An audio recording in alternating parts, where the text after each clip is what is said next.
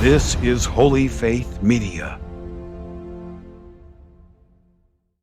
Joe Pasillo.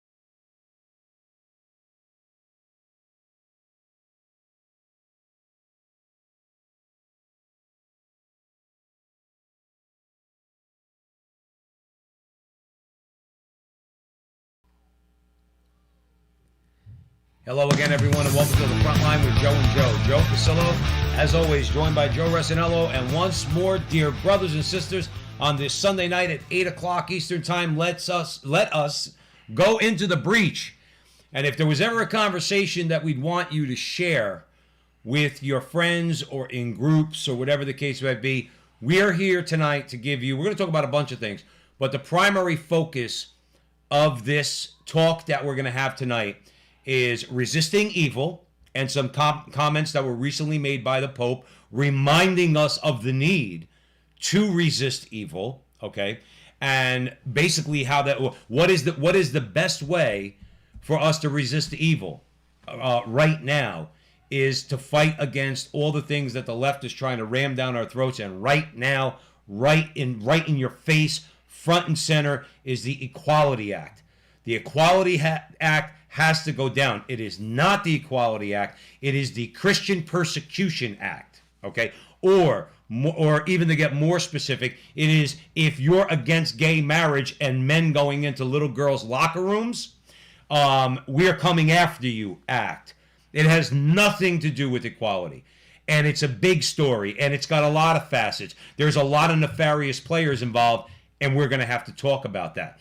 And we're also we're gonna break that down, and a couple other stories that we have. We're gonna, if we have time at the end, fighting against, as we always have to, this idea and this leftist construct and how they toss around the word race, which is really getting thoroughly annoying, and we need to resist that also, and we need to resist the hypocrites and those who employ double standards, namely in this case Neera Tanden, okay, who should be undoubtedly rejected for the head of the OMB, which she was nominated for by Biden. That woman is vicious. She is not our friend. She's not a moderate, okay? And yeah, she said, if Trump is you're supposed to go after Trump for saying nasty things, this woman outdoes Trump. And I'm not even kidding in terms of the sheer number of nasty tweets that she's put out. She crushes Trump. So these are all things we have to talk about, central to which is the Equality Act. But we want to start first with the Pope and his spot-on comments as far as we're concerned. So I'm going to hand it over to Joe, and we're going to get into it. Yeah, as Joe said, the Pope lays it down. He says the Christian life is a battle against the spirit of evil. This is what he said. He said, like Jesus was tempted by Satan in the desert, Christians must be prepared to battle evil, knowing with faith, prayer, and penance, the victory is assured, Pope Francis said in his weekly Angelus address. The Pope went on to say, during these 40 days, which take place immediately after Christ's baptism, the duel between Jesus and the devil begins, which will end with the Passion and Cross. Christ entered ministry in a struggle against the evil one in its many manifestations, healing from illnesses, exorcising the possessed, forgiving sins, a fight. Now pay attention to this. This is very important. He said, Lent shows us that Jesus willingly faced the tempter and defeated him. And at the same time, it reminds us that the devil is granted the possibility of acting on us too with his temptations. We must be aware of the presence of this astute enemy who seeks our eternal condemnation, our failure, and prepare to defend ourselves against and combat him. The grace of God assure us with faith, prayer, and penance of our victory over the enemy. Very important. You know, not a lot of people, this caught my eye for many reasons, but the reason why we're discussing it is people don't talk about the devil anymore. The devil is real. The devil is as real as God is real. Well, let's get it straight, just real quick. Jesus told us he's real. There you go. That's all I need to know. I don't care what any man says. I don't care what any, let's say, any dissident in the Catholic Church says. I certainly don't care what the atheists have to say. They don't believe in God, so they certainly don't believe in the devil. Okay? Jesus says the devil exists. Okay? He calls the devil and Satan the father of lies and the murderer from the beginning. Ergo, because the truth itself, Jesus, told us he exists, we know the devil exists. Oh, it's a given. And to be honest with you, the devil's smart, and the devil is cunning, and he knows our weaknesses. Trust me, he's smarter than you and I, and he knows how to get at us. And the Pope is saying this very clearly. We have to be aware of him. But here's the good news. If you're in a state of grace, if you're close to Christ, if you're close to the Blessed Mother, the devil can do nothing with you. It's when you are proud that you think that you could stand in front of the devil and the evils of this world on your own strength and merit when you fall into trouble. Why do you think we've had so much trouble fighting this culture war? Why do you think we've had so much trouble and have lost in our political battles and our cultural battles? Because men, particularly in America, think that they could fight these things without God. Now, I'm not saying they don't believe in God. I'm not judging them in that way. But I do judge the action of saying, well, we could deal with this. Well, okay, you may or may not be successful, okay? But if you want a permanent victory, a lasting victory over this evil, you must invoke God first. I mean, what Jonathan put up on our for the thumbnail tonight, I think that was the Battle of Lepanto. Do you think that those men outnumbered 3-1, if that was Lepanto, but let's use Lepanto as an example? Do you think those men outnumbered 3-1 could have beaten back the Ottoman Turks at the Battle of Lepanto if they had not beforehand gone to confession and prayed the rosary and received Jesus in the Eucharist? They were toast. And a superior military force by 3-1. And they saved Europe. They saved Europe. Don John of Austria, under his leadership, saved Europe. Okay? Why do we think that we could fight this battle without God? Why do we think in our mind that we could fight, let's say, Joe and I were talking about Republicans, okay, before the show. Republicans wouldn't necessarily like our message either, because although we identify the same problems that not all, but many Republicans do, they're going to look for a humanist political solution to our problems, whereas we will too, but we're going to invoke God first. We're going to ask God for the wisdom of the Holy Spirit first. That's how you resist evil. I can't fight against the devil. Who the hell am I? The devil is very smart. Very like I smart. said, he knows. You see, this is the thing. He knows your weaknesses. We all have them too. Don't think we don't. No matter who you are, and the devil creeps in. And he gets in there little by little, and then it just opens and it opens and it opens. That is very key. To know that you can fall. Listen, St. Peter denied Christ. They saw his miracles. Don't think that you can't. Don't think you're going to stand in front of this evil on your own strength. Not going to happen. And it is evil. And it is powerful. You see, this is serious stuff. You know what I'm saying? That's going on right now. Especially, it's actually global. It's not just in America. Right. So, well, yeah. I mean, this whole. I mean, we're going to get into the Equality Act. This whole gender ideology, LGBT agenda. We're not talking about the individual people, okay, who we are supposed to pray for and we're supposed to show love and compassion to, as the good Lord shows that to us. He shows compassion and pity towards us. We're not talking about the individual people. We're talking about, again, St. Paul's letter to the Ephesians, chapter 6, spiritual wickedness in high places. This Equality Act and the resistance to it that we're called for by the Pope, who's saying to resist evil, okay? This is real. It's really bad. And if we don't get that through our heads, if we let them bully us in this, if we let them say, well, you're just a hater, then I'm telling you right now, if you think, let's say for argument's sake, we talk about Republicans and Democrats. What are Republicans worried about? Most you run-of-the-mill Republicans, they're worried about taxes. They're worried about regulation. They're worried about owning their businesses and making as much money as possible. They're about their own power. They're about their own power too. Okay, we might have overlap. Okay, but amongst normal, let's say everyday Republicans, okay, most of them are country club. Most of them are chamber of commerce. They don't want to get into this stuff. They'll put a stamp on the Equality Act faster than you could blink your eye. They're not interested in the culture war. They just want to make money. Do I sound a little judgmental? Yeah. Because they should be in the culture war. They should realize that there is a culture war. But my point is that if we don't open our eyes and bring God into this equation, we're toast. And this Equality Act needs to go down in flames. It needs to be sent back to hell where it was conceived, because this is an evil, evil document. So Pope Francis is right. Joe and I, listen, we certainly, there's a lot of people that think that Pope Francis has said some things where we go, really, Papa? This time, though, got to give credit where it's due. He has been spot on. In these statements that he made, he is spot on, and we need to resist. Well, he goes on. He says, do not be afraid of the desert. Look for more moments of prayer, of silence, to enter into yourself. Do not be afraid. Satan may try to take advantage of our weaknesses and our needs with his lying voice. But we are called to walk in God's footsteps. Renew your baptism promises. Renounce Satan and all his works and all his empty promises. You know, this is another thing to drive home here. The devil is a liar, and he's a good one. He's not like Joe Biden. Joe Biden's a bad liar.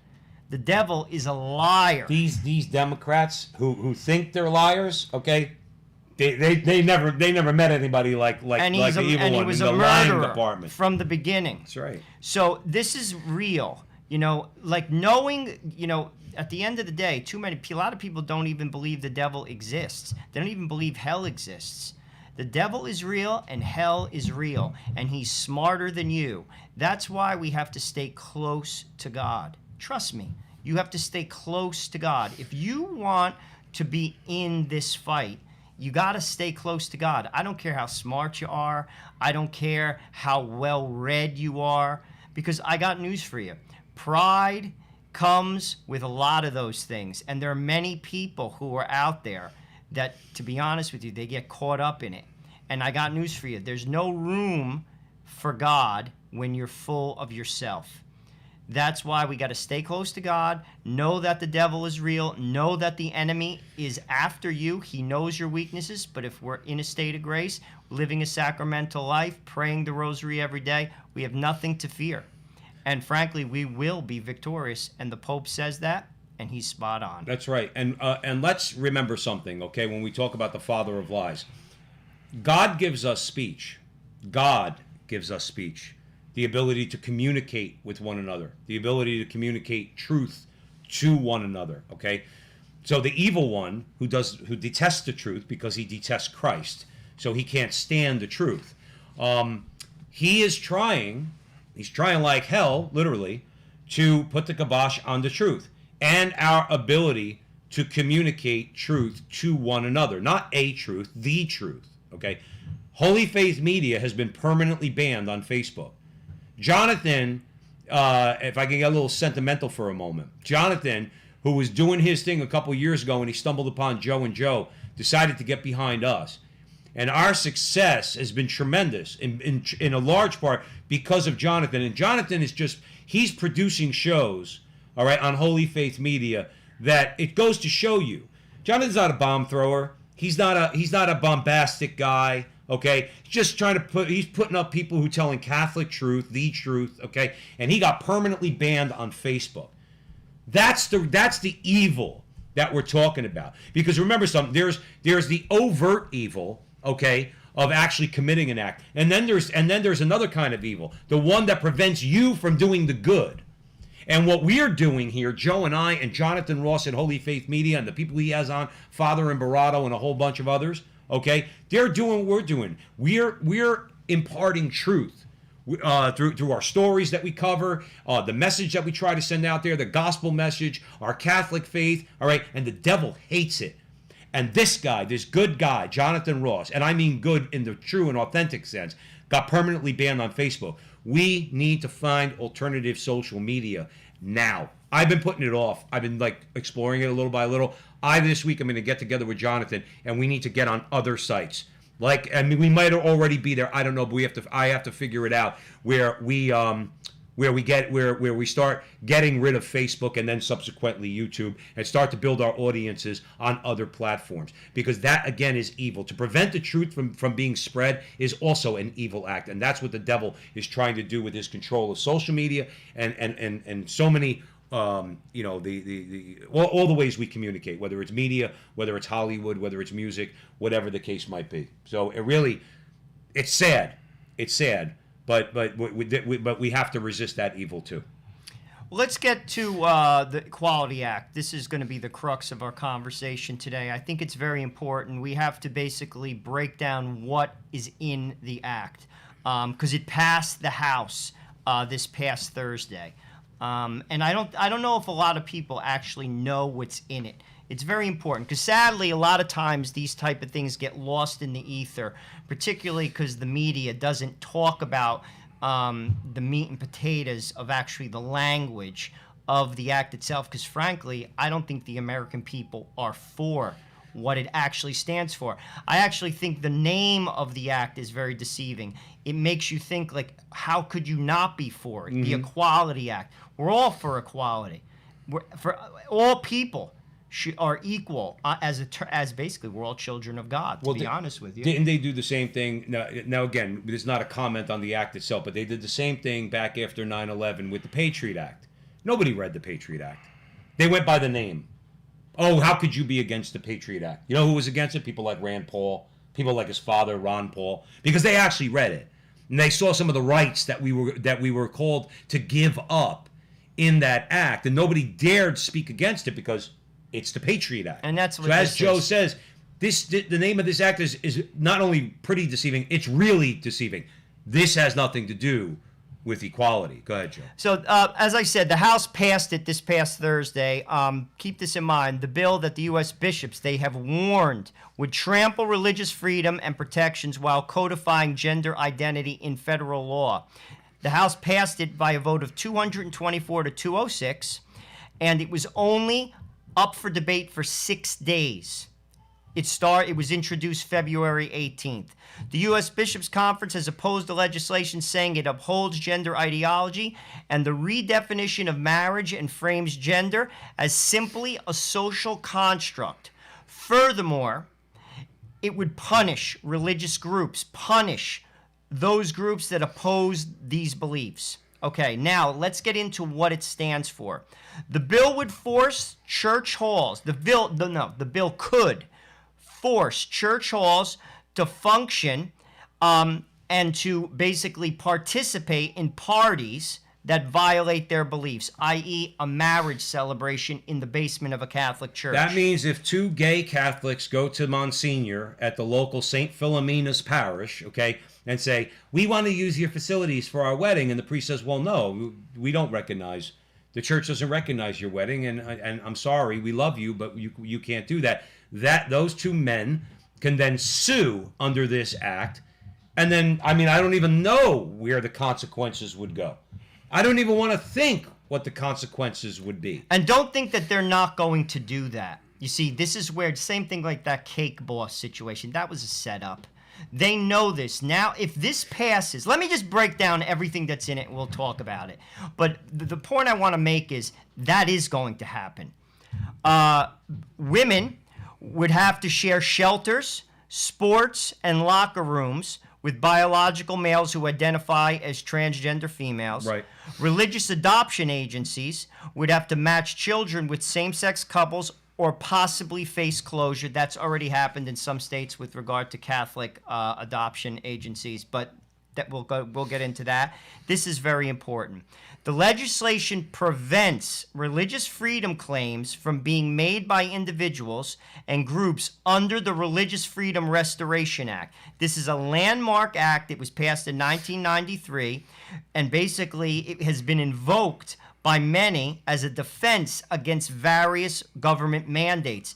but the Equality Act would override That's right. those religious freedom protections. That's specifically in the language of the bill.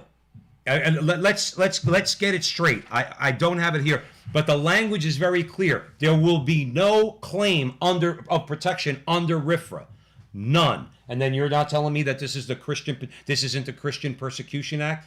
This is by design.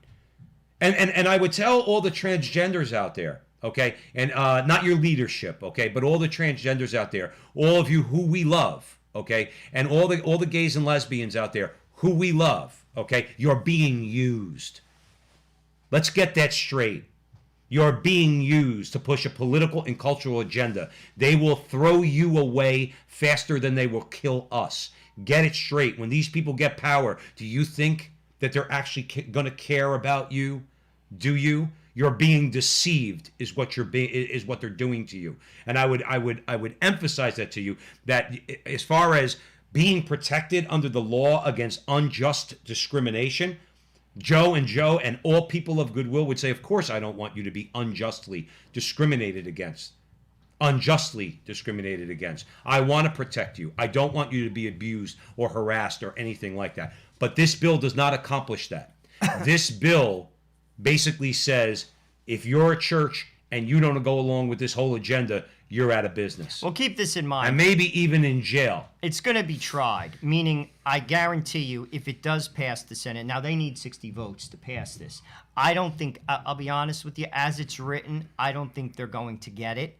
You're talking about the Senate. Correct. They're not going to get it. And I don't think they're That's why they want to end the filibuster, because then they will get it. Joe Biden has explicitly said, though, he does not want to end this filibuster. That would be a mistake. But Joe Biden's not the president. Well, you know what I'm trying to say. Well, put there. it this way: if they do end the filibuster, it's just like what happened in the Supreme Court. They're slitting their own throat. That is the biggest mistake. That is a huge mistake, and it's short-sighted. I don't think this will pass the Senate, because I'll be truthful with you. This is my opinion. It's my opinion, but because a lot of these senators in states that are not crimson or are not true blue will lose their job. Absolutely. They're gone. So I would say even a self-identified bisexual in Arizona, Kristen Sinema, I don't know if she would vote for this. Yeah. I don't remember something. She's not a transgender advocate. She's a feminist. Well, feminists don't like a lot of this stuff either. You think a feminist wants to allow an 18-year-old male senior at let's say, for argument's sake, Union High School, okay, into a locker room with a 14-year-old freshman? Do you? People like Kristen Sinema aren't going to go for that. Well, keep in mind, they shot down the $15. Well, I heard that they're getting a lot of pushback on the $15 minimum wage because they know it's a job killer. They know people like Joe Manchin in West Virginia, he's done. He votes for this. He's finished. He's out. Done. You take states like North Carolina, Pennsylvania, Wisconsin, Michigan. If you're the senator, you vote for this, you're finished. It's over. Well, real quick, female KC Royals fan in the chat room says, so if a teenage girl gets sexually assaulted by a boy who identifies as a girl, she cannot sue. I don't think they're going to be able to, or I don't know. I don't know, KC. I mean, here's the thing. With so much of this stuff that's going on, would you agree with me? It remains to be seen. We don't know. We do know that we are going to have no protection. I would imagine that 14-year-old girl and her rights and her parents' rights and her parents' duty to protect her in that case are going to be, like Joe said, they're going to be overridden by this law that's going to seek to protect that boy who says he's a girl and protect their so-called right to go into that locker room. I do want to mention real quick. See, Joe, Italians by nature, I think we're wise asses, okay? So Tom Gugliotta, I love Tom, all right? He shows up every week, and Colin and everybody else, we love you guys. Too many to get to, but we know we love you. But Tom says, I love this, because he thinks like we do.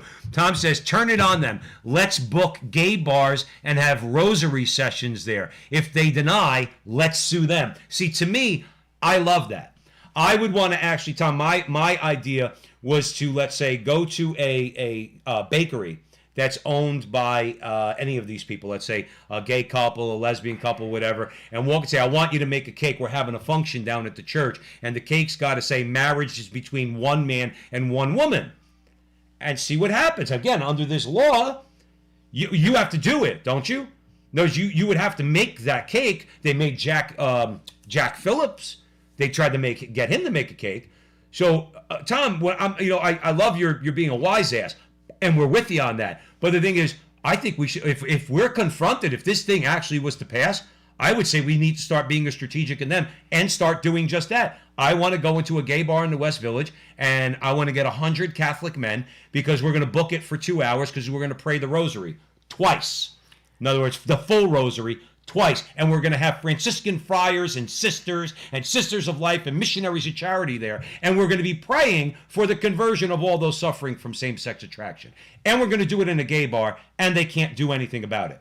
Also, just want to give you some quotes from some of the representatives in the House. Vicky Hartzler, she's a Republican from Missouri. She had a lot to say on this. This is what she said. She said, the Equality Act stipulates that religious beliefs and faith no longer matter to the Democrats' New World Order. The bill would override conscious protection for healthcare workers. Another representative, Yvette Harrell, she is from New Mexico, another Republican. She said the act would force both people and organizations in everyday life and work settings to speak and act in support of gender transitions, including, this is very important, healthcare workers and licensed counselors, even when it's against their professional judgment. She said under the act, it is Washington, D.C. that ultimately decides the morality of our children and our churches. This is a radical piece of legislation. Mm-hmm. And this is where, when people said to me, and people still say it, Joe Biden is a moderate. No, he's not. Because he said that he would sign this in the first 100 days of his presidency. This is a priority to him. He also said out of his own mouth that transgender rights is the civil rights fight of the times. He is dead wrong. Listen, absolutely, positively, people who make such a choice should be respected, and they should be given rights as an individual, the same rights as a citizen as I have, the same. You're a United States citizen. However, you do not have a right to usurp my religious beliefs. That is a First Amendment right. And your parental rights. As well as that. Parental rights. As well as that, which Remember, is a they God-given right. They want to take. Listen, so Melanie Israel, okay, so she was writing in the Heritage Foundation, okay, she said the Equality Act could also lead to changes in the school curricula, such as texts that affirm and promote controversial sexual orientation and gender identity viewpoints. Now, catch this. The Equality Act could also be used to override states that have prohibited sexual orientation and gender identity curricula. Where states have conversely mandated sexual orientation and gender identity curricula, parents and schools do not have access to opt-out options. Now, we covered this a few weeks ago, because in Illinois, if you live in Illinois and you want to have a sex ed class, okay, at your public school, for your kid to be in that class, okay, you have to give your consent. And if you don't give your consent, your kid doesn't go to that class. Now, they thought they were slick. Just to refresh you all out there, they thought that they were slick, and what they did was they made it a sex ed program. So it's not a class, it's a program. And because it's a program, they tried to package it differently and say, well, basically, you can't opt out of it. But given the opportunity, they want to tell you, all you parents out there, you have no control over what we teach your child. We will teach them that they could be a tree, and you won't say anything about it. We won't allow you to say anything about it. This is the type of stuff we got to pass in this country. And this is the stuff, priority. When you talk about the things I'm supposed to be tolerant of, I would say, I've said this a million times on the show, if I knew a person was gay and I saw them walking down the street and they're about to get the crap beat out of them, all right, I'm going to defend that guy. I am going to jump in and I'm going to defend that guy, because you do not have the right to harm people. I don't care if they're gay. I don't care if they're transgender, okay? I respect their rights and their dignity, and I, who am not a tough guy, I would jump in and defend that person and try to diffuse that situation, all right, and protect that person. How come they're not looking to protect us?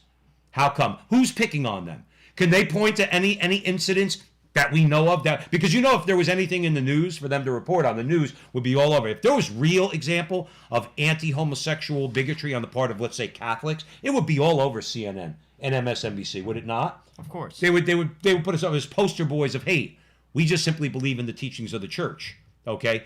And we care for all those individuals who are suffering with same-sex attraction, okay? But again, one more time, they are the proxy warriors being used right now in this culture war. And by the way, you mentioned the civil rights issue of our time. You know who's got a real problem with that language? You know who's got a problem with that? Who's this? African Americans. They do not want this struggle, this LGBT quest, to be equated with the civil rights movement. They do not. They don't see it as the same thing, nor do I. Well, also, Bill Donahue, this is someone we talk about a lot on this show. He is the president of the Catholic League in the U.S., for those of our international viewers who don't know who he is. He basically said the Equality Act would promote the most comprehensive assault on Christianity ever written into law in the United States of America. This would also mean that Catholics, evangelicals, Orthodox Jews, Mormons, Muslims, and many other religious communities could not raise religious liberty objections to any of the mentioned rights of quote-unquote rights of transgender women. I personally think this is a collision course to the Supreme Court. My personal opinion. Now, how they're going to go, because they disappointed me greatly with the Bostock case, remains to be seen. Well, Gorsuch specifically. Let's be clear. Gorsuch. We had a feeling Roberts might go against us, but Gorsuch specifically. Now, I'll be honest with you again, because I have no confidence in a lot of the justices that are quote unquote conservative, but they are going to be tested. If this somehow passes as is the Senate, and I'll be honest with you, listen, I could be wrong. I just don't think it will, for one reason. I think it's political suicide. If you want to slit your own throat for this and for Joe Biden and Kamala Harris, go ahead. Go for it. Because this is political suicide, you see, because this doesn't just touch on quote-unquote, radicalized Catholics who actually take their faith very seriously and take what the church teaches. You see, this touches on indifferent people who, frankly, may be, they're not even religious, but their daughter, plays soccer. And now that kid doesn't get a scholarship because Johnny decides to go out for the girls' soccer team and bumps her off the team. Right. You see, this brings in a whole different dynamic into the argument. And this is why I don't think it's going to pass, because if it does, there's a lot of people. Listen, not everybody goes to confession once a month, goes to church every day, and prays the rosary every day. But a lot of people have girls playing sports. Softball, basketball, soccer, field hockey, the list goes on, and don't want boys playing on their girls' team. Well, have they adjudicated that case yet, the one up in Connecticut? This is obviously, if you watch this show, this is not hypothetical. It's going on in Connecticut, where the girls are suing the sports authority in, not the sporting goods store, the authority that governs high school sports in the state of Connecticut, because two boys are running in the girls' track meets and they're crushing it. By the way, it was shown that the same two boys running in boys' track meets, they're losers. They lose, okay? So, but there is a case that's pending. I don't know if it's at the Supreme Court, if it's going to go to the Supreme Court. I haven't been following it recently. Maybe I'll get back to you on it. That's going to be interesting to see, because that's going to be a direct challenge to this. Because that's going to show you, see, what's going to happen is this. If this piece of garbage law doesn't pass, which it, like Joe said, it ought not and it should not pass. Shouldn't. Okay? Anything's possible. Anything's in this possible. Ridiculous But then government. what they'll do is, the next time a school, any school, okay, somewhere in the middle of the country says, we're going to build a separate bathroom. Again, I'm not even talking about telling the boys to go into the boys' room. That would be too extreme for them, right? Just build a separate bathroom and a small locker room for those, because they wouldn't need anything big, because the percentage of the population that calls themselves transgender is minuscule. Okay, says, well, you have a separate locker room and you have a separate bathroom. For the oligarchs that are using these people, okay, that's not good enough, because it still acknowledges a difference Because what it says is the school is saying this is obviously a boy, but he doesn't identify as a boy, but he's not a girl because biology says he's not a girl. Therefore, we're going to have to create a separate facility. Then what's going to happen is the ACLU or the SPLC or the LGBT Rainbow Mafia is going to sue that school system. And regardless of where this law is at, they'll take that to the Supreme Court, the same way they did with Clayton versus Bostock. And they'll try to get it done there and get a judge like Gorsuch, who basically changed the law. He destroyed Title IX of the Civil Rights Act. He destroyed it, okay, by changing sex to sexual identity. Now, why do I bring that up? Because Joe just pointed out the legislature's not going to go for it. Changing those words in the Civil Rights Act is the job of the legislature, not the job of Neil Gorsuch or Elena Kagan or Sotomayor or Breyer or Roberts. But they decided to change the law themselves. See, because legislatively, Joe, listen, if we had a fair press in this country, okay, and we actually did things the way separation of powers outlined in the Constitution tell us we're supposed to do them, laws like this wouldn't even get talked about. They wouldn't even get talked about. The Democrats in even blue states would be told, I don't want boys in the girls' locker room. Yeah, but you're a Democrat. I don't care. I don't want boys in my girls' locker room. It's insane. I mean, if you ask me, while to some degree there is a concern in this particular regime with regard to the transgender group, it's such a small percentage of the population. I'll say it's a concern to a degree. A larger attack, this is an attack dog on the Christian right, more so than it is supporting, in my view, and I'll tell you why. Because what they're saying is you cannot invoke the Religious Freedom Restoration Act. Right. You see, if you really wanted to help this group of people, you would also, if it's about equality, allow religious people to opt out of this. But they're not interested in it because they're going to use this as a spear to attack the Catholic Church and the Evangelical Church and the Orthodox Jews and in America and the Muslims in America, because they're going to label them as extremists. Right. And they're going to try, if you ask me, to take away their tax status. And that is how they're going to punish them for not complying. Because I'm going to tell you this right now.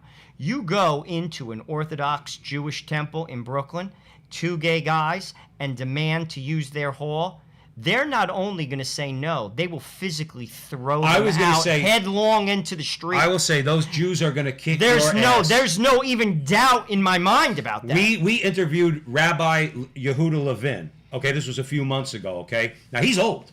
He's old. He's in his 70s. He's in his 70s, okay? He'd kick some butt if you try to walk into where he is. And say, we're going to rent your hall for a same-sex wedding. And they'll go to jail. Yes, they don't care. And you know, and here's another thing. And there are Catholics that would too. There's no question in my mind. No question. But I'm just using them as an example. You go into an Orthodox Jewish temple and you try to do this. Same thing with a Muslim synagogue. You go to an Orthodox Muslim temple, whatever. I don't even know what they mosque. I'm sorry. They're not having it. The optics of arresting, forget about the Catholics because they don't care about us, but pulling out Muslims and pulling out Orthodox Jews in handcuffs because they won't stand for this in very liberal cities like Chicago, LA, and New York. That's a global optic that doesn't look good. No. But this is the spear that they're going to use to try to take away our tax status, in my view, and then confiscate our property. Yeah. Don't think that that's not in the formula, because it is. Because if it wasn't, you would keep that Restoration Act in place. They are not, as much as they say they're interested in the rights of transgender individuals, and they are to a degree, they're also interested in coming after the quote-unquote Christian right, shutting them down, shutting down their facilities, taking away their tax status, taking away their property. Don't think they're not. They would love it. And remember... And this is the instrument that they can do it with. No, absolutely. I do want to say that KV Viv is in the chat room. She said, maybe the homeless can identify as a politician and sit in session. I want to piggyback off of that, KV. Maybe the homeless can identify as rich people and go and take over their and go into the landlord and try to get a $10,000 a month condo or apartment. We could have a lot of fun with that, KV. See, when laws like this pass, we troublemakers, and we are certainly troublemakers at the front line with Joe and Joe, and that includes all you guys out there too. I'm going to start identifying as anything that's going to cause trouble. Their worst nightmare, Joe Resino, I always think this, their worst nightmare is if I ever become financially independent. Let's say I hit the lottery and it didn't matter because I moved all my assets into my wife's name, so they could arrest me, they could do whatever they want to me. I'll say, I have nothing. What are you going to sue me for, right? Because I would pretend to be anything that's going to take a case to court and demand that they respect me for it. So you want to know what I want to do? I want to do the same thing in terms of let's say any female organization. I want to say that I'm a female. You know what? I want to join NARAL.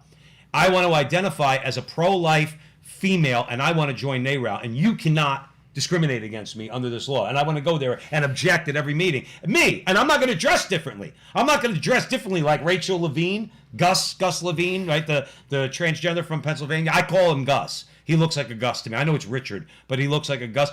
I wouldn't even dress. I would dress the way I am right now. My chest out, right, my bald head. I'd be like, no, I feel like a woman today. Come on, let's talk. In other words, I would be the biggest troublemaker there is. And if I had money and I didn't have to worry about losing my job, forget it. I'd become their worst nightmare. My only hope after that is Joe gets financially independent and he comes and does the same thing with me. Because we'd have and we're going to get Viv and we're going to KV and Tom Gugliotta in the chat room to come with us. And we'll go out there, we'll wreak havoc. Well, Congresswoman Representative Hartzler, again from Missouri, this is what she said. She talked about a story from Ohio where parents lost the custody of their daughter for several years ago because they opposed her desire to transition to become a male. A judge allowed the girl's grandparents to take custody of her because they supported her medical transition. Now, that's an example of what could happen if this was to pass as it's written right now, and which was passed in 6 days by the House of Representatives. It gets worse. Faith-based schools could thus face federal sanctions, Catholic schools, for upholding the teachings of mainstream biology, the Bible, modern genetics, and Genesis when it comes to marriage and sex. Under the Act, children are also likely to learn any attempt to protect unborn human life is now considered a discriminatory act. Think about that. Pregnancy discrimination, I think they're calling it. Because they're putting it under the umbrella of medicine and health. So abortion, which has nothing to do with medicine and has certainly nothing to do with health, okay, now get thrown into that mix.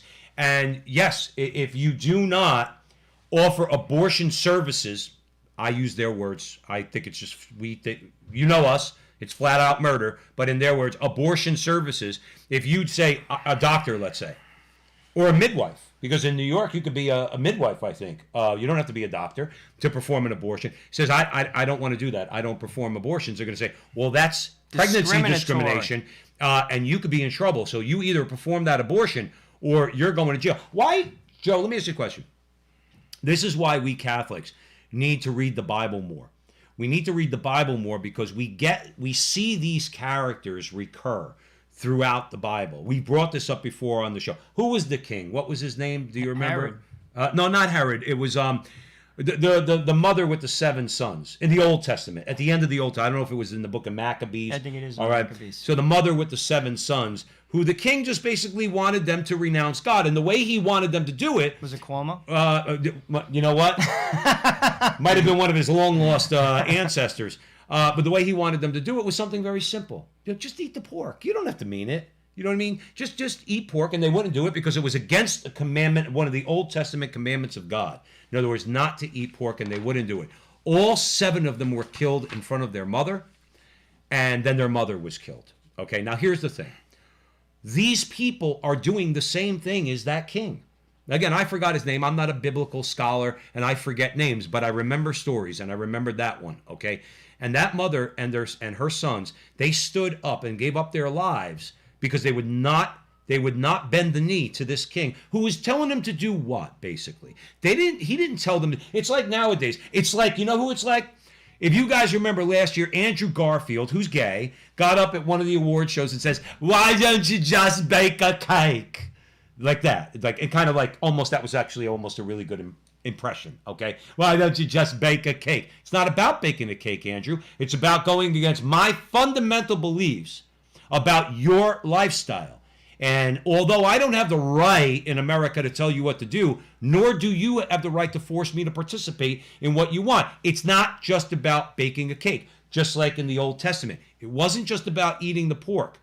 I don't bend my knee to you. I bend my knee to Jesus Christ.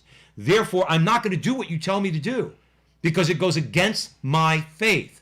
I do not believe in it. And it would be affirming you in something I believe to be sinful, which is also sinful. Correct me if I'm wrong. Okay? So this has been going on for thousands of years.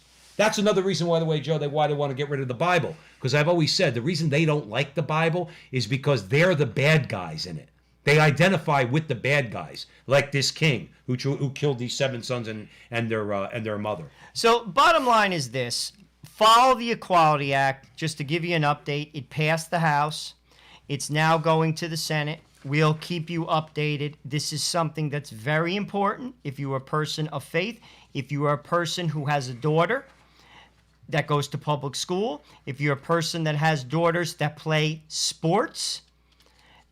And to be honest with you, this, if you ask me, is very, very, very, very dangerous. Mm-hmm. Dangerous, and if you ask me, harmful to our society.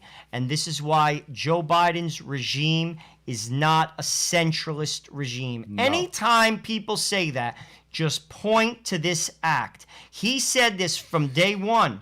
I will sign this into law in my first 100 days of office. This is not the Keystone Pipeline. While I disagree with him on that particular move, because it puts a lot of people out, and if you notice, gasoline prices is up 60 cents a gallon in New Jersey, and it's only the beginning. But I digress.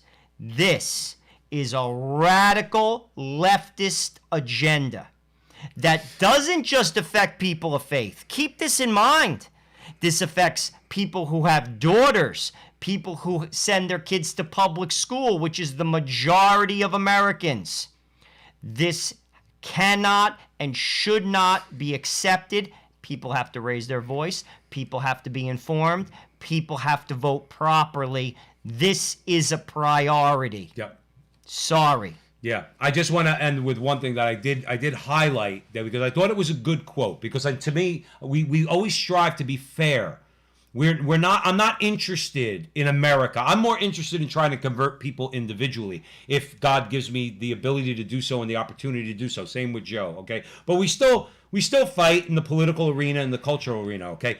But rather than trying to find compromise for what could be, I think anybody would agree that a lot of people in the gay community are unnecessarily harassed, okay, in ways, and we don't want to see that either, okay. So this was just real quick, and then we'll move on, okay. I'm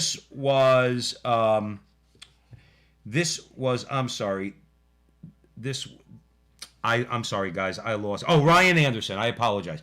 Ryan Anderson. So he's the president of Ethics and Public Policy, and he wrote an op-ed in the New York Post. And I'm just going to give you one line for it because I think it speaks to the fairness that people like us would be looking for. He said, now and this shows, and he's also pointing out the ideological zealotry of the other side where they won't give an inch. He said, rather than finding common sense, narrowly tailored ways to shield LGBT identifying Americans from truly unjust discrimination, the bill would act as a sword to persecute those who don't embrace newfangled gender ideology. See, he's being fair. Why can't we just talk about protecting these people in realistic ways, okay, until they could get some psychological help, moreover, probably some spiritual help, okay, where we could show compassion and love to these people on a very human level and show them the love of Christ so that they'll convert, okay? But until such time, why can't we do something that's more common sense? Because it doesn't fit in with their ideology. So that's really That's really what Ryan Anderson was saying there. We know what they're all about. They're trying to ram this down your throat because you can find a middle ground here to make sure that these people are not harmed in Well, they any shouldn't way. be. Nor they should be. They're Americans too. That's Nobody what I'm denies saying. that. They should have every right as an individual citizen that I have. But what you're doing here is you're taking away my rights. And that's why the term Equality Act is deceptive. That's what the devil does, by the way. He takes the truth and he twists it a little bit. And what they're going to do is they're going to say, they're going to use that title, and if it doesn't pass, they're going to label you a hater. And this has nothing to do with hate. Actually, it does. Let me rephrase that. It's hating me. You're persecuting me. You're persecuting people who aren't just religious, people who have daughters, people who have sons that go to public school who don't want their sons to hear this nonsense. Right. You see, I think they overplayed their hand. Time will tell when it goes to the Senate. This is radical legislation. It's got to be stopped. People have to be informed. That's right. And we'll keep you abreast of And people the have to situation. be brave. They have to be brave right now in this culture war. If that's why we say you need the strength of Almighty God, because this is a mean machine. We're up. Remember the movie The Longest Yard with Sure. Burt Reynolds? It's mean machine. This is a mean machine we're up against, and it's headed, as we said earlier in the conversation, it's headed by the father of lies and the murderer from the beginning. Okay, and we are toast without God. We need to invoke God and ask Him for the strength to be able to fight this fight, because you're going to get bloodied and bruised. I would dare say in the future, we joke about it, but it could happen. America's not exempt from all the atrocities of history. They could bring back executions. We don't really live, Joe made the point last week, we don't live in a democracy. Does anybody really think that we live in a democracy right now? Do you, Joe? It's an oligarchy. All right, it's an oligarchy. Okay, well, I love the line. I always remember the line from Gordon Gekko in the original Wall Street, not the second stupid one. Wall Street, who I don't like Oliver Stone, but Wall Street is a classic, the first one.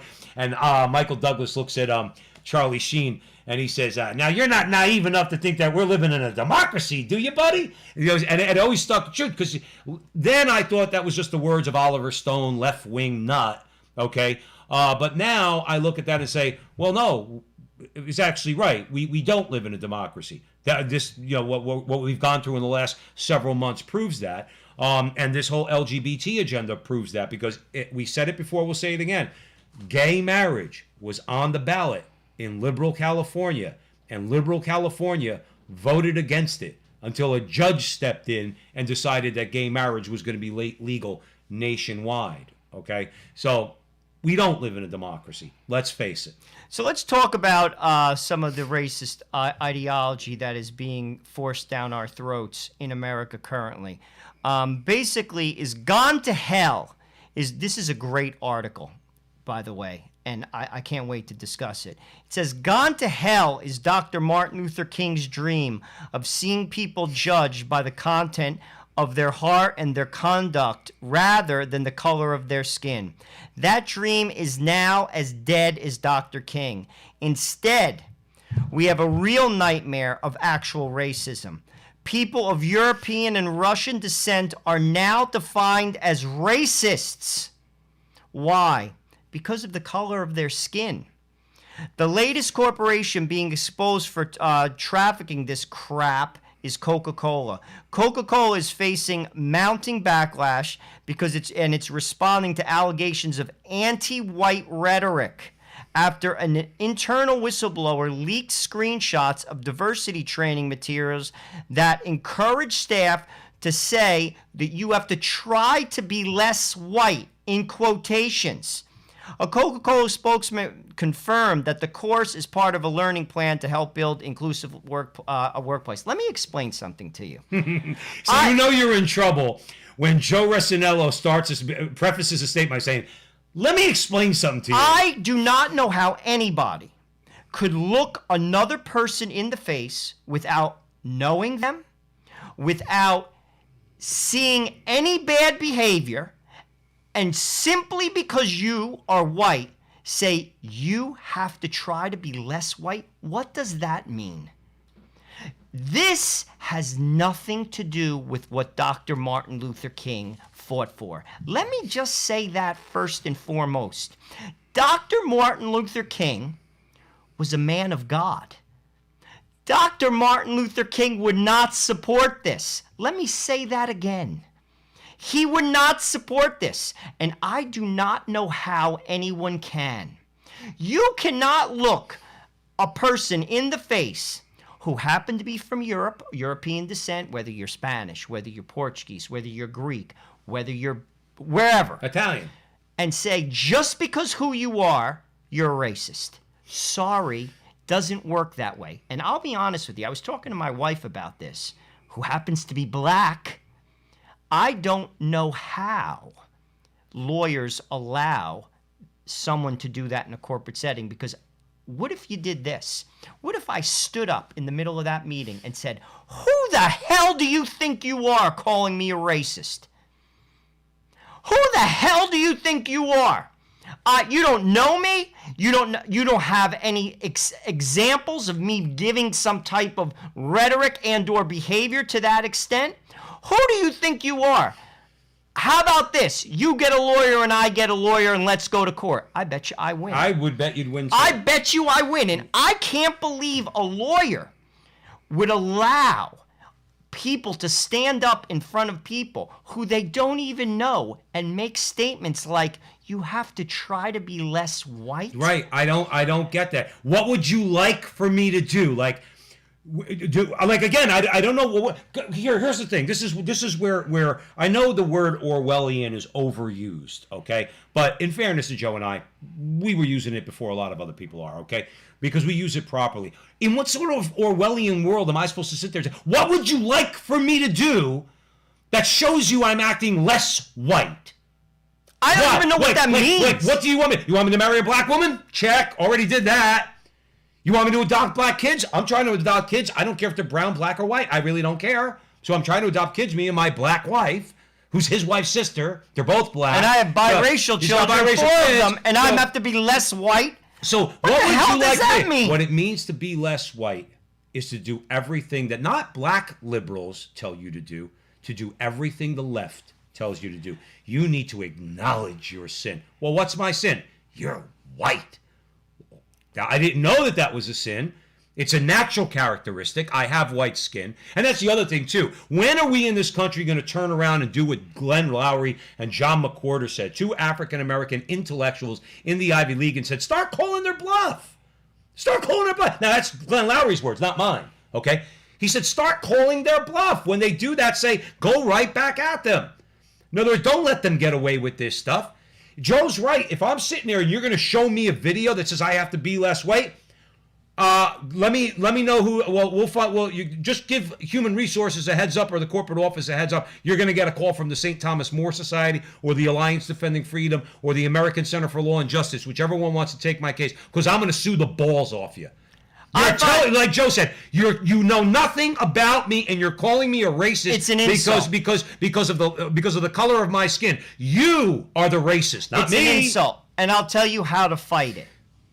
Stop giving money to corporations that do this, like Coca-Cola. Well, this was Coca-Cola, right? Stop buying Coca-Cola. Oh, real quick, Joe, just to digress. I know you have a point. I want to let you go. But just remember, too, and on another level, don't do business with Coca-Cola, because they do nothing and say nothing about the atrocities that are going on in China. But they get to produce their product over there with no labor costs or very little labor costs, because they employ slave labor, and they don't say anything about those 3 million Uyghurs who are being persecuted. Okay? It just goes to show you we're not only interested in what happens to just Catholics. Those are Muslims that are being persecuted. So on that level alone, we shouldn't do business with Coca-Cola. But stop giving them money. You see, this is how you shut them down. And by the way, if you do that, they'll change their tune.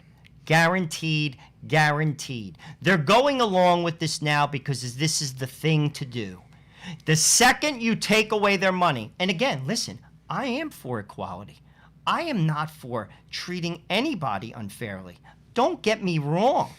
But you don't have a right to do that to me. And you don't have a right to make a sweeping accusation against me. You don't know me. And you didn't see any behavior to speak otherwise of. Don't you dare do it. And this is how you fight them. Stop giving them money. This is an insult, if you ask me.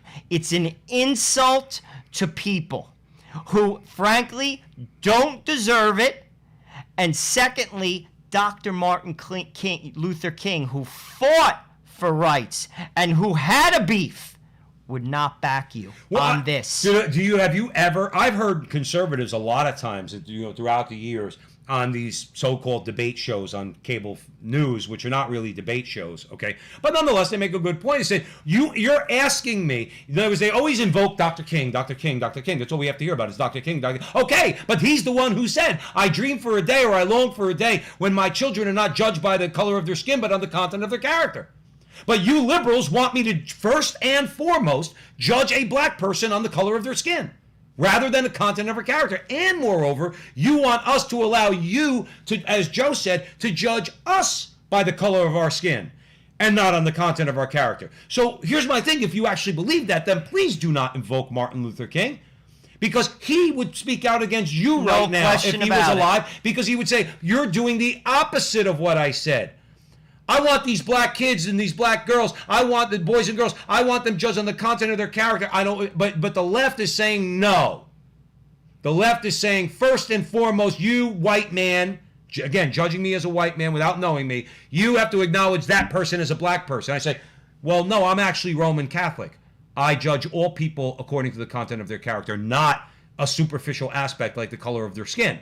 That means nothing to me. I said this before on the show. Joe agrees with me. Who are my people? The Scotch-Irish evangelicals, white guys who look like us, let's say down in Texas? Or the black Catholics who I met at a parish in Alexandria, Virginia 3 years ago when my wife and I were down there to see some friends, and on Sunday morning we woke up and we went to Mass in what turned out to be a predominantly black Catholic parish. Those black people are my people. I'm not saying that the Scotch-Irish evangelicals are not, but I have more in common with those African Americans in that church, because our bond is something that's infinitely deeper than the color of our skin. It's our faith in Jesus Christ and his Roman Catholic Church. So those are my people. Okay? I'm not looking at the color of their skin. I'm looking at who they are in essence, which is they're Catholics. And that's another thing that the left really doesn't want us to do. They really do not want us to identify as we truly are. They want to identify you. They want to identify me. They want to I love this guy's handle, though, by the way, Joe. 2 Cardinals and a pack of Marlboro Reds. Nice. Now, that's a name. I got to love that. But if you look at all these guys, James and Colin and Suzanne and everybody's in the chat room, we need to take back our identity, our authentic identity. We're not men who pretend to be women and expect everybody to treat us as women, okay? We are not going to be called white men simply because that's a natural characteristic we have, is that we have fair skin. One more time, I'm going to say it probably a million more times.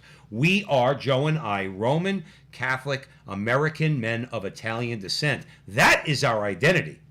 That's our identity. Not this. Not this. It's got nothing to do with it.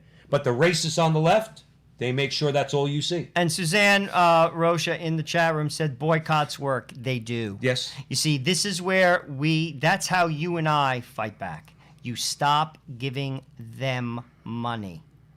And trust me, they'll change their tune fast because they worship money. Trust me on that. Money is by far above any quote-unquote woke activist movement that they're embracing at the time. You take away their money, they'll change their tune in a heartbeat. Take that to the bank. That's right. Let's get into one more aspect of this story before we move on. We have a little bit more time. Just a few other people. Elaine's joining us here. Dave the Hermit. What's up, Dave? Stephanie says, hi, Joe's. Hi, Stephanie. And about two Cardinals and a pack of Marlboro Reds. You gotta love that. Let's just bring this very quickly before we move on to Commissar Biden, okay? Because he ain't going to get called president, not on this show, okay? So this was Larry Johnson actually wrote this article in Gateway Pundit, okay? So Larry Johnson points out, he says, this is not the worst of it, okay? If you are military, especially former military or law enforcement, you too are racist and must be eliminated. Joe Biden minced no words on this subject when he blurted this out at a CNN town hall. Now you gotta catch this stuff, man. Okay? Quote, and you see what's happening. Of course, I'm a fairly articulate guy. Joe Biden will be mumbling these words, so you get this is not an impersonation. Quote, and you see what's happening, and the studies that are beginning to be done, I'd love to know what studies this guy's talking about, okay? maybe at your university as well, about the impact of former military, former police officers on the growth of white supremacy in some of these groups, Biden said. But remember something, all you good people out there. He's the unifier. He's going to bring us all together, and he's going to heal us. He's going to heal. I can't even believe it. I knew that would get a chuckle out of Joe. I can't even, like I said, I can't even believe it. And if I'll be honest with you, all people of goodwill should be insulted, because I am by it. Absolutely. Deeply insulted. And how we fight against it, stop giving money to corporations that do this. We have one last story. And it's, by the way, it's very easy. Joe and I, one thing we're going to try to do moving forward as we grow, hopefully down the road, we have a lot of really good ideas. Because we want to be, we want everybody to obviously join us at the show. We love doing commentary. We love engaging with you guys. But we also want to be informative. One of the things I'd like to do down the road as the show grows and as we develop is to be able to provide on a website form, format, a list. In other words, and it's available. You could get them, okay? Where you could get a list of companies not to do business with. And also a list of companies that we as Catholics can, in good conscience, do business with, okay? That's something I'm really going to try to do, all right? And we're both going to try to do. This way we could say to people, hey, look, Wendy's doesn't support, let's just say, Wendy's doesn't support this nonsense.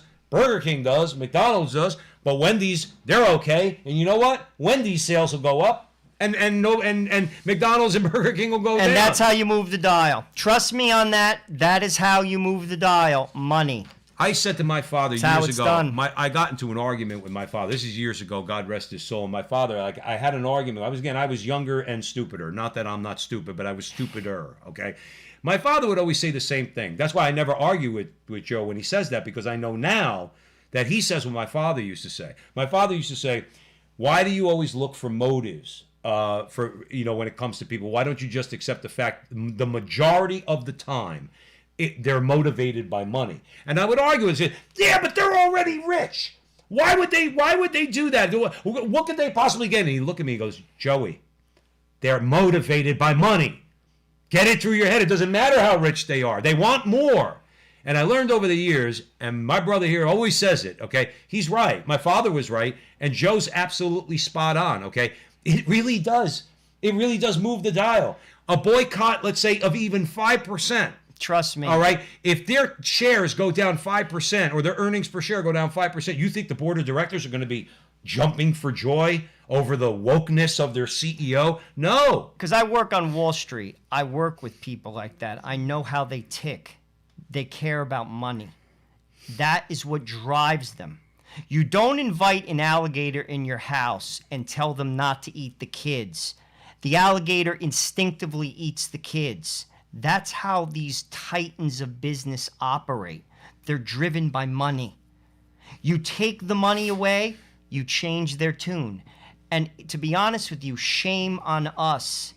Shame on us for going along. They laugh at us. I got news for you. They slap us in the face, and then we allow them to do it again by patronizing their businesses.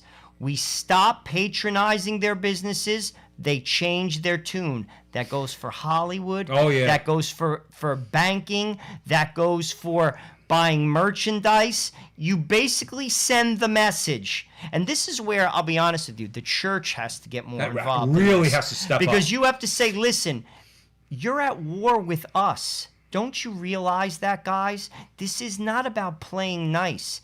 They hate you. And they're coming to hurt you. You have to defend yourself. That's how you do it. You have to call a spade and basically draw the line in the sand and basically be like, clearly they're not working with us, nor will they. No. Do you get it? Joe Biden is not going to work with you. The only thing can happen to Joe Biden is, and we should pray for this, okay? Even though it would be really, really bad if Kamala was actually considered, notice I used the word, considered the president. The only hope for Biden is they actually do, the powers that be actually do remove him from office. Okay, I'm talking about for him personally, because that may give him time to reflect on his sin, on his supporting baby murder, on his supporting the perversion of marriage, on all of it, and perhaps repent. As long as he's president, though, all right, or considered to be president, he's not going to change. The only thing that could save his soul, it would be the best thing for him, is that they declare him incapacitated under the 25th Amendment and they remove him. That's the only thing that's going to save him. Can I tell you a quick little story? Sure. Now, some of you might know this, but I think it bears repeating, and I promise I'll be short because we got one more story we want to get to, okay? Did you ever hear the story of the scorpion and the frog? Mm-mm. Okay. Joe made a good point. Always have to acknowledge that there are certain things that corporations do. It's in their nature. Okay, as Joe said, and it's about money. Some of you might have heard the story, others might not have, but I'm going to make it quick. The frog is sitting on the riverbank, okay, and he's about to start hopping his way across the river to get to the other side. And along comes a scorpion who can't possibly get to the other side. The scorpion says to the frog, are you going to the other side? And he says, yeah. And the scorpion says, well, could you give me a ride because I can't get over? Can I jump on your back and you hop your way over and you give me a ride to the other side? And the frog says, I can't do that. And he says, the scorpion says, why not? He says, you're a scorpion. You're going to sting me. And you're going to sting me, and then we're going to drown in the middle of the river, and we're both going to die. I'm not going to. Come on, man. I'm not going to do that. And the scorpion says, I'm not going to sting you. Come on, it's not even in my interest to sting you. So, and the frog thinks about it. Says, okay, it's reasonable. All right, hop on. So the scorpion hops on the frog's back. Couple hops into the middle of the river. All of a sudden, the frog feels a sharp sting go right into his back, okay? And the scorpion stung him. And as they're both drowning, the frog looks at the scorpion and he says, why did you do that? Because now we're both going to die. Why did you do that? And he says, I'm a scorpion. It's in my nature. That's what I do. If we take that story and apply that to our enemies, we're never, ever, ever going to trust them. Is my point. That frog should not have trusted the scorpion because the frog knew enough about what the scorpion was about. But because he wanted to, find a middle ground, said, well, that kind of makes sense. You don't want to kill yourself. These people don't care. It's in their nature to hate God. It's in their nature to hate the church. It's in their nature to hate anybody of goodwill, anybody who lives their life according to the moral law or the natural law or the precepts of the Ten Commandments. It's in their nature to hate you. And we pray for their conversion, but don't you dare ever trust them. Well, here's the thing. Obviously, people can change, but you have to prove it. Our Lord said we have to be, gentle as lambs, but as smart as basically like foxes. I forget the exact term, but you know what I'm saying. Shrewd as serpents. I mean, they haven't proven like a track record to trust them. Like, I get the idea that you're going to trust someone, but you don't walk into a dangerous place when people haven't proved. That's all I'm saying. And they are at war with you. So, listen, I mean, this is what you have to do. This is how, listen, are you going to allow someone to kill your family?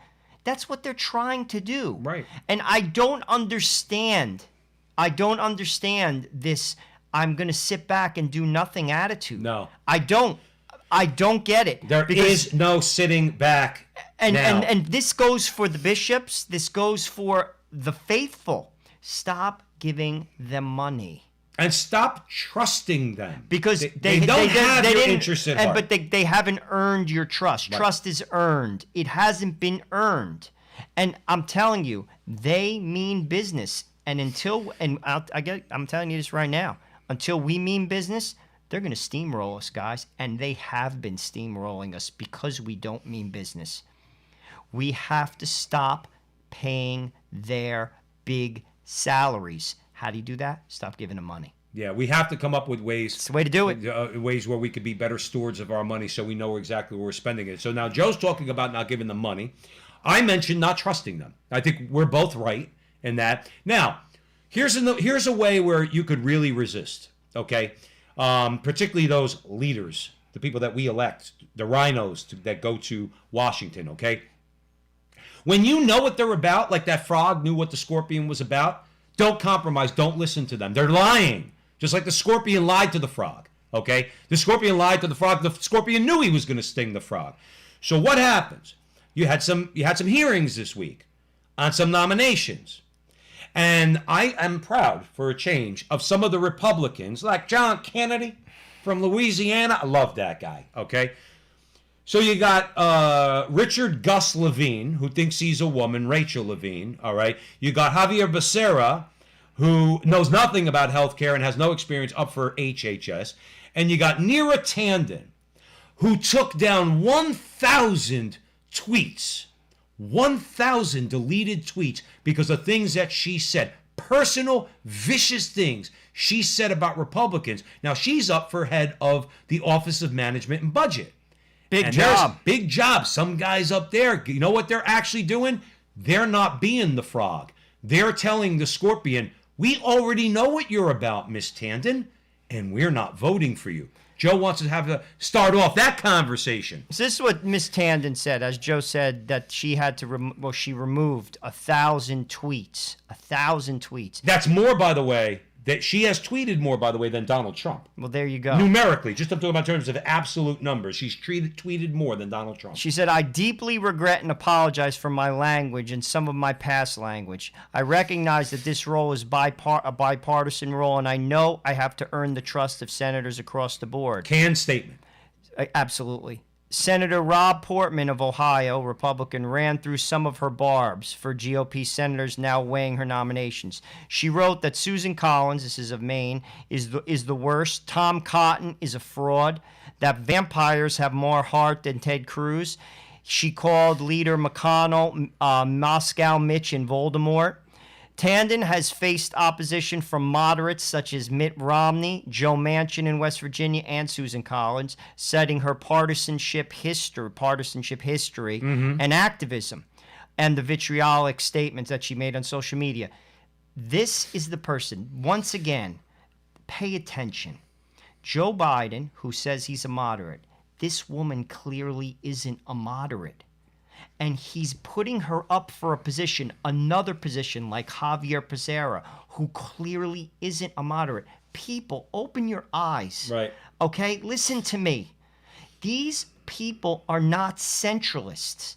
She is not a centrist. She is a leftist. And she is going to be in charge of the budget. And Joe, real quick, but her tweets that she deleted not only show that she's a leftist, it shows she's a vicious leftist. And this is she said this about elected officials. Susan Collins is a witch, or what did she? I'm sorry, let me take that back. Susan Collins is the worst. I hope Susan Collins, shows some nerve and says, well, guess what, Miss Tanden? Two can play at that game. In the meantime, I have the power. I'm voting against you. You see, they should. And this is where, again, the Republicans fail us time and time again, because you know damn well the Democrats wouldn't stand for it. Well, I'll tell you what. And we just let them just run right over us. We're just, frankly, to be honest with you, we're gullible and stupid. Joe, I think to atone for their lack of backbone when it came to backing Donald Trump since November, okay, I think they're in the process of maybe a little atonement. I can't say that for sure, but the reason why I'm bringing that up is this. Did you notice the way they went after Javier Becerra? Okay? So, and I'm just giving examples, okay? Susan Collins is no big Trump supporter. Let's be clear about that. Susan Collins went after Neera Tanden, and I want to get back to her in a second. But Javier Becerra was up there. Javier Becerra lied. He flat out lied. And Ben Sass, again, a never Trumper, all right, and a guy who I felt really, really let us down, he went after Becerra. He wouldn't let him get away with it. And he said to him, he says, look, you're a lawyer. I get it. So you're trying to dress it up and say, well, you never sued the Little Sisters of the Poor. Okay, you sued the federal government. But you sued the federal government because the federal government passed legislation to protect the Little Sisters of the Poor, and you wanted to sue the federal government because you wanted to go after the Little Sisters of the Poor. And they reminded him of the case called California, the state of California versus the Little Sisters of the Poor. Doesn't get any more clear than that. So Ben Sass went after him. And again, Javier Becerra gave a pat, canned response. Well, I'll be happy to meet you in your office. You see, actually, this is where the I knew Jersey, this was going to get Joe going. See, this is where the Jersey, you say, shut your face. Don't want to meet in my office. I don't want to meet in your office, and that is a bullcrap answer. That is a bullcrap answer. Save it. You see, this is where, that's what has to be said when I ask you, are you going to allow a 14-year-old girl, Mr. Levine, to have a sex change operation and have their parents have no say?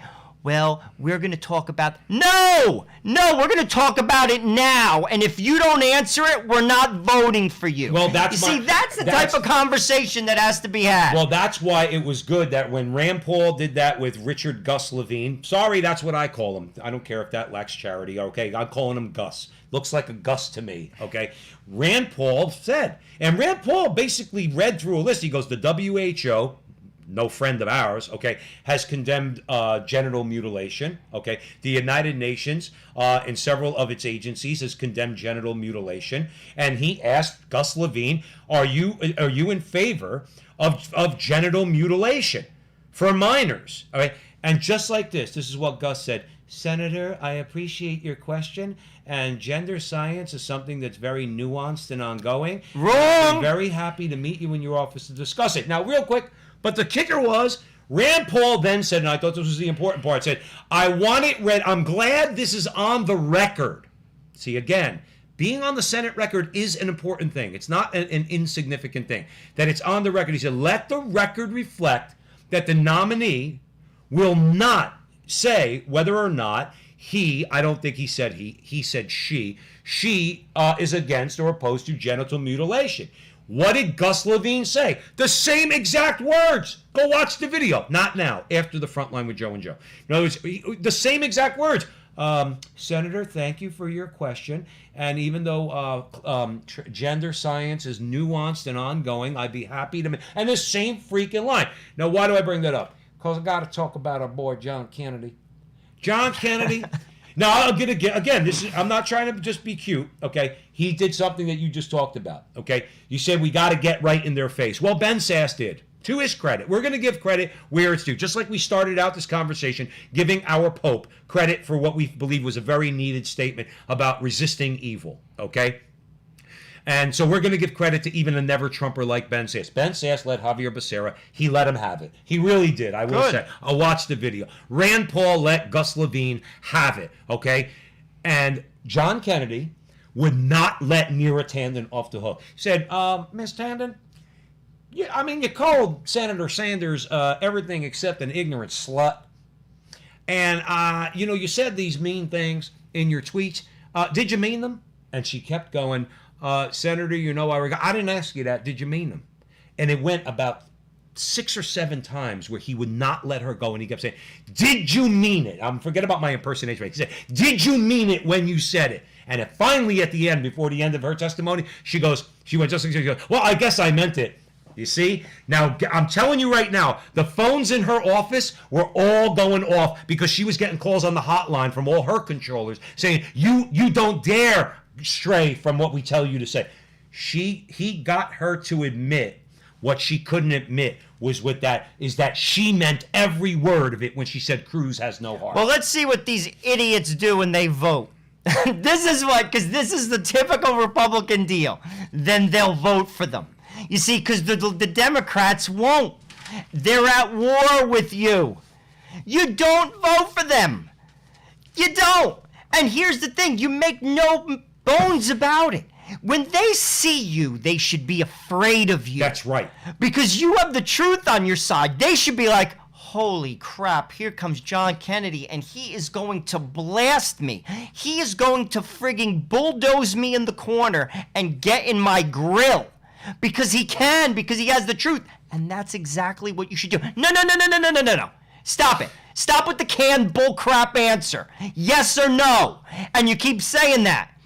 You bulldoze them. Right. And that's exactly... But that's why it was so... It was who was it? Colin, I think, mentioned something. He said... I forgot what it was. I did see a tweet about it. But it's like, it was beautiful because you look at a guy who's not in the business of letting down the people who put him in office. And everybody who put John Kennedy in office, okay, wanted him to go after her. She's a vicious woman. You look at Neera Tanden, she's no, like Joseph, she's no centrist. She's no moderate. She's a hard leftist, is what she is when it comes to abortion and the rest of it. She's not interested in compromise, and she's vicious on top of it. Kennedy did not. Now, Kennedy's going to be called a misogynist. Whatever. But he's already called a misogynist. He's going to be called all kinds of names, but he's a Republican conservative. He's already going to be called those names. So his attitude was, I'm not letting this broad off the hook. No way. All right? And he kept saying, he goes, did you mean it when you said it? Did you mean it at the time? Did you mean it at the time? Senator, I regret. Did you mean it at the time? And he bulldozed. He did what That's you said. exactly what you He do. bulldozed her. They should and he be- said, you need to answer my question. Did you mean it at the time that you said it? And she turned around and said, well, I guess I meant it when I said it. Good. And by the way, that's now in the congressional record. And that's what you have to do. They should be, listen, when you have the truth, you don't have to worry about nothing. They should be horrified to see you. They should be like, oh my gosh, here comes Ben Sass. He's going to friggin' destroy me. But we allow them to give these bullcrap lawyered statements and we accept it. No, call them out. Be like, you're a liar. Saul, did you miss the rest of it? No, you're a liar. That's what you are. You just have to bulldoze them because that's what they're going to do for you. Listen, they're attacking you. They're attacking your family. They're attacking your church. Right. How do you just allow that to happen? How? Well, we can't. I don't get it. That's why we're I here. don't get it. It's sad. Right. It is just frankly sad. To be honest with you, I'll be truthful with you. I'm a Catholic. I shake my head at the Catholics so many times, how they disappoint me by the way they vote, by the way they don't say anything. They sit down and shut up. That's not what Christ did. For crying out loud, they nailed him to a tree because he opened his mouth. For crying out loud, it's disgusting. I'll be honest with you, how disappointed I have been for a decade. I say it to my wife all the time. I'm like, the Catholics, they're in left field, as my father used to say. In left field. Right. Get off the bench. Start caring. Start acting. At the minimum, don't vote for people that are going to destroy your church and destroy your family. What's wrong with you? Mm-hmm. It's amazing. It's pathetic, actually. And we should be ashamed. Get with the program. That's right. And we're all getting with the program. And that's why we're here at the front line with Joe and Joe. And that's why all you wonderful people who have supported us are here. Because we are opening our mouths. I'm not backing down in this culture war. I'm not, okay? And I'm trying to figure out things I could do in my life to fight even more. So is Joe. One of the things we could do, and we'd love for you, number one, please share this video when it's done. Please, if you're in groups with a lot of following and things like that, or friends, or whatever, if you think this conversation was a good one and worth it for your friends and other people to hear, then please, by all means, share it. The other thing is, we had a very successful first Saturday in February in front of our parish. Here, where we are, and 15 guys showed up to pray the rosary, most of whom we did not know, okay, and we're going to have another one next Saturday, okay, and we are encouraging all of you out there, all you men out there, in your parishes, ask your priest or deacon or pastor or whoever you have to get permission from, first Saturdays at noon, to pray, or it doesn't have to be at noon, just first Saturday rosary rally in front on the steps of your parish, okay, and praying outward so that people see men, Catholic men, praying the rosary, and we really want this to catch on like fire, okay, and we're going to be doing it again. We expect it's going to be a lot more than 15 guys this time around, and that exceeds our expectations, and we're going to keep it going, and we're trying to encourage others to do the same thing. That's a great way to do two things. Number one, you're invoking the strength and protection of our Lord and Our Lady, okay? Because our mama wears combat boots, like Father Carapi used to say, all right? So Christ is our king. Our mama's our general, okay? Number one. Number two, it shows the community. It shows those out there. Who the hell are those guys praying the rosary? A couple of the guys that showed up last month, I wouldn't want to mess with these guys. All right, took them like rough Teamster-looking guys showing up with a rosary in their hand. All right, it's a great witness. Thick white Irish eyebrows. That's right. It was classic. It's a great witness. In other words, and guys that were driving by were giving us the thumbs up and a couple shout outs. It means something Trust me, it means something. Also, try to get with some groups in your area that are praying the rosary on Saturday mornings, particularly any Saturday, in front of an abortion clinic near you. Because the abortion clinics don't want you there because they have an incredible no-show rate when people are praying in front of the abortion clinic. Another great idea, another great witness, okay? And try to organize that. These are ways. Not only do we bear witness, but we bring down the grace of Almighty God so we can continually and more effectively fight the culture war, which is what we are doing. We are not taking, Stalin said it in a negative way, but we're saying it in a positive way. Stalin commanded his troops and said, not one step backwards, okay? And he sent them into death, okay? So I'm only using Stalin for an example, okay? That's our attitude, though. Not one step backwards in this culture war. And our job is to encourage others to do the same thing. Not one step backward. Start using the most important word against the left that they need to hear. Joe, what's that word? No. No. No to the Equality Act. No to Javier Becerra. No to Richard Levine. No to Neera Tanden. No to Joe Biden. No to Nancy Pelosi. The answer's no. Well, you're a racist. No, I don't care. You're a homophobe. No, I don't care. Not one The answer is no, back. we're not. That's it. Actually. No, we're not. We're not frigging homophobic, or nor are we racist. But we're not for you. Because you're not for us. And nor are you for America. Sorry. That's right. That's right. So thank you for joining us here at the Frontline with Joe and Joe. Joe Pasillo, Joe Resinello. Remember, Jonathan Ross, Holy Faith Media, got banned permanently from Facebook. Please follow him. Follow Holy Faith Media on YouTube, okay? Follow Joe and I, for now, on Facebook. I'm sure we're going to get banned soon, too. Follow Joe and I on Facebook and YouTube. And I'm going to create Frontline with Joe and Joe pages where they are not. And I'm going to let you guys know about it so we can start posting videos and creating our communities on more friendly sites and platforms. I'm going to work on that. Joe works during the day. I have a little bit more time. So I'm going to work on that for all of you. We love you. God bless you. Keep praying. And remember, until next time, that our conversation is your conversation, and that conversation is going on everywhere. We'll talk to you soon. Thank you for listening.